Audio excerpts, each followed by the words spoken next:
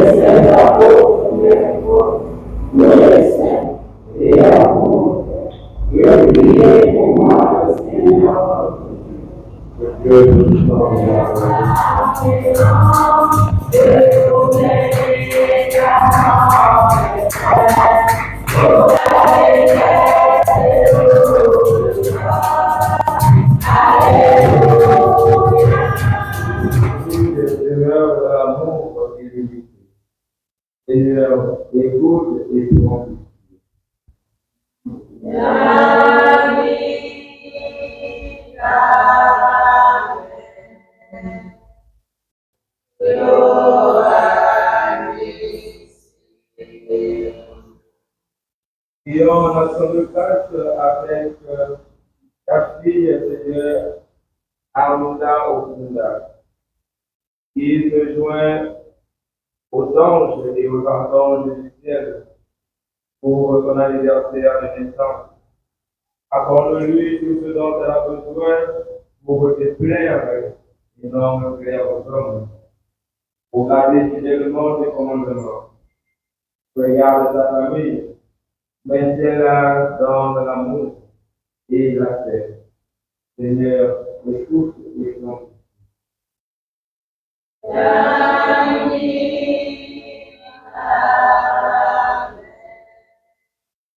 La paix du Christ. Amen.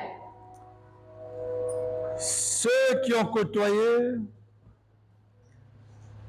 l'archevêque, Monseigneur Okinda, savaient qu'il disait souvent, après tout ce que Dieu a fait pour moi, je ne peux pas lui faire ça. Chaque fois qu'on voulait l'induire en erreur, il le disait à qui voulait l'entendre. Parce qu'il avait pris la ferme décision jusqu'au bout de demeurer au service de Dieu. Quoi de mieux que les lectures de ce jour pour nous interpeller, pour encourager les uns et les autres à aller jusqu'au bout de la mission avec Dieu, jusqu'au bout de la marche avec le Christ, sans craindre, sans avoir peur, mais en restant ferme et confiant. Suivez avec nous, mesdames et messieurs, les témoignages émouvants de ceux qui ont été touchés par sa sagesse, sa gentillesse et sa générosité, illustrant l'impact profond qu'il a eu sur la vie de nombreux individus.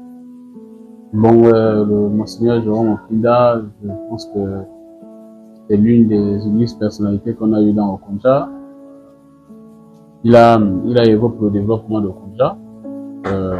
Nous, quand nous sommes arrivés au lycée, on nous a parlé de différentes réalisations qu'il a eu à faire pour au Konja et il nous a laissé. Je prends le cas du cinéma, et du bitumage d'un certain nombre de transports au Konja.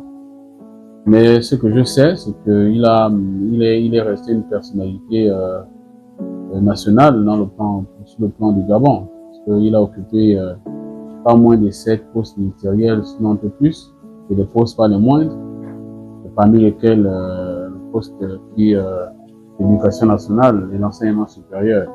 Donc, à ce titre, il a laissé beaucoup de souvenirs au peuple gabonais et à nous qui sommes les ressortissants de Konja. Merci du temps que vous m'accordez pour parler de l'homme qui était Monseigneur Okinda. Cet homme avait des vases de connaissances dans tous les domaines. Je prends l'exemple de ma personne. Il faut préciser qu'en matière de communication de masse, c'est lui qui, après les 90, la conférence nationale a pu lancer le courant des médias, plus précisément dans les confessions religieuses. C'est une preuve de culture de la démocratie. De ce point de vue, l'homme a perpétué ses valeurs. Aujourd'hui, nous sommes en train de célébrer ces 12 ans de dormition. Cela doit nous permettre de pouvoir cultiver, de pouvoir élever, de pouvoir pérenniser la pensée de cet homme. Le seul souvenir que j'ai beaucoup de Monseigneur Jérôme Okinda, c'est que c'était un papa bien, qui aimait beaucoup les gens, qui réunissait toujours les gens. Et quand il y avait des petits soucis, il faisait asseoir les gens pour le conseiller.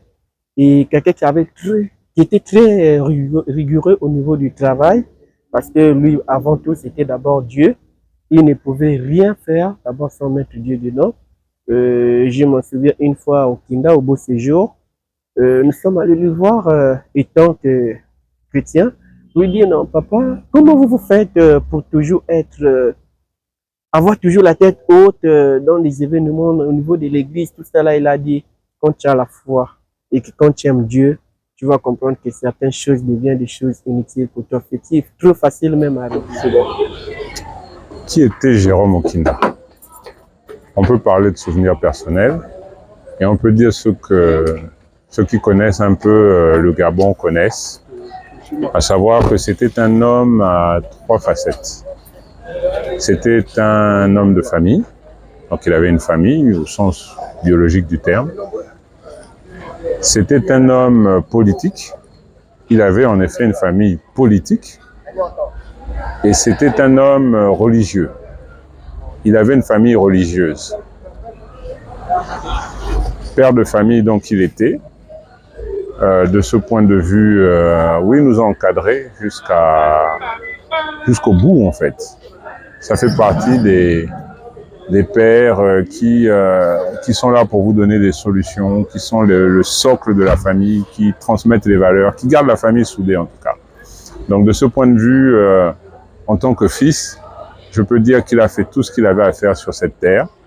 Il n'y a rien de plus à lui demander en fait. Donc après même 12 ans, on sent toujours le manque de cette personne qui résolvait les problèmes, qui était attentif. Certes, il avait ses défauts en tant qu'homme. Certains diront qu'il était irascible, mais en tant que fils, je puis dire que je ne l'ai jamais surpris en train de tenir des propos malveillants vis-à-vis de son compatriote, de son parent, de son ami, de son frère. Jamais. Je n'ai jamais pu assister à ça. Donc, pour moi, c'était un homme bon, c'était un père exemplaire. Du point de vue politique, disons que il fait partie de cette génération de l'indépendance. Donc, ces rares cadres que nous avions au moment où le pays est devenu indépendant, qui a été formé sous la coloniale, qui a été dans l'armée française, pas en qualité de, disons, de soldat avec le fusil à la main, mais comme infirmier.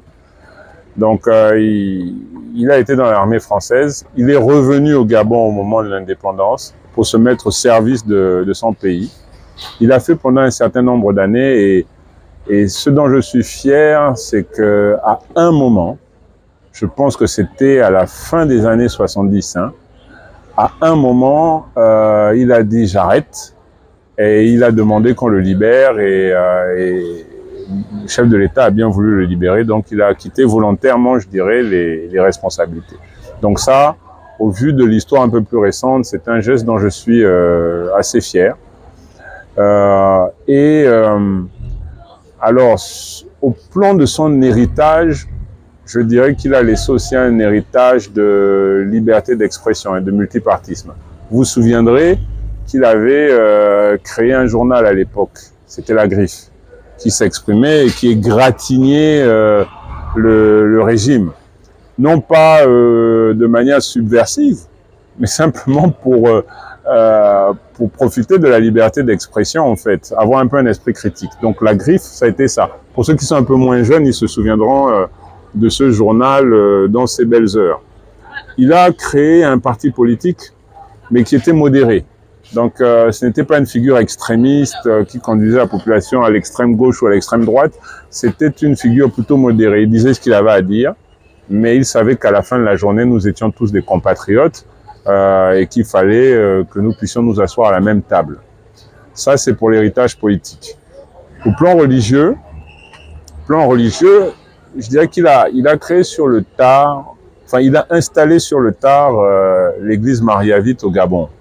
Sur le tard.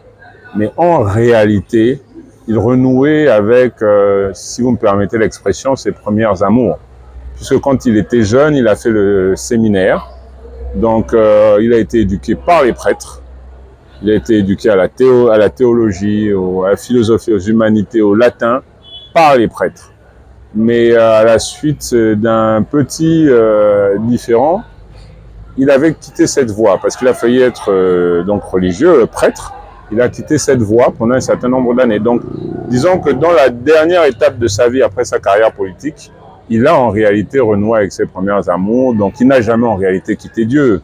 Il n'a jamais en réalité quitté Dieu, mais il a réaffirmé son engagement. Il a pris sur lui donc d'installer cette église Maria-Vite, qui est une église chrétienne. Avec toutes les valeurs chrétiennes que l'on connaît. Donc, il a réinstallé ici. Donc, il a fait l'œuvre de Dieu dans la dernière partie de sa vie. Donc, voilà. C'était un homme avec toutes ses facettes qui nous manquent toujours. Encore une fois, comme je l'ai dit, rien à lui demander. Il a fait tout ce qu'il avait à faire sur cette terre. Donc, nous lui demandons seulement de là où il est, de continuer à veiller sur nous, d'apaiser nos cœurs, de nous permettre de rester une famille au sens large du terme, hein, famille politique, religieuse et biologique, de nous permettre de rester une famille unie. En dépit de la douleur toujours présente, l'esprit de famille, de camaraderie, de soutien mutuel ont brillé à travers ce culte. Les participants se sont promis une fois de plus de continuer à honorer l'héritage de feu Monseigneur Jérôme Okinda en perpétuant les valeurs qu'il a incarnées, notamment la compassion, la bienveillance et l'amour inconditionnel.